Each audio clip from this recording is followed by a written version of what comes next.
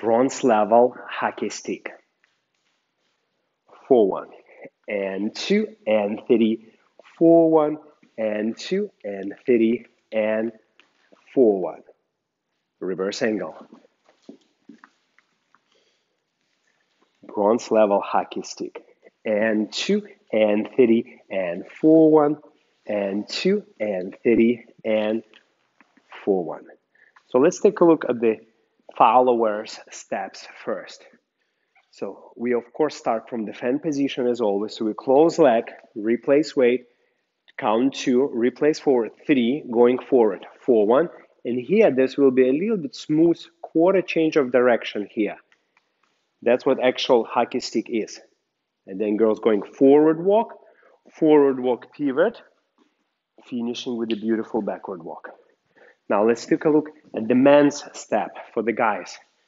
So for the guys, we start with the beautiful fan position here, diagonal check forward walk, closing of the legs. Now from here, for the men, will be quarter of a turn, slightly diagonal, and backward cucaracha, hook, walk, finishing with the beautiful forward walk. So what tips we got for you how to make this step work? So number one, it's a hockey stick itself. From the name of this figure, to be aware that the hockey stick should look like hockey stick. Basically, there is a curving pass. So for your follower, for your partner, she has to go in a curving way and pass you like in a hockey stick shape. So keep in mind the hockey stick shape. So it's very, very gradual change of direction, not sudden. So very smooth change of direction.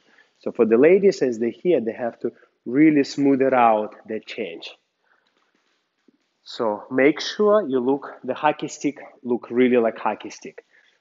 The tip number 2 is when the girl passing into the hockey stick itself, like here, wrap this hand around your partner's neck, almost like you want to put a loop over here on her shoulder.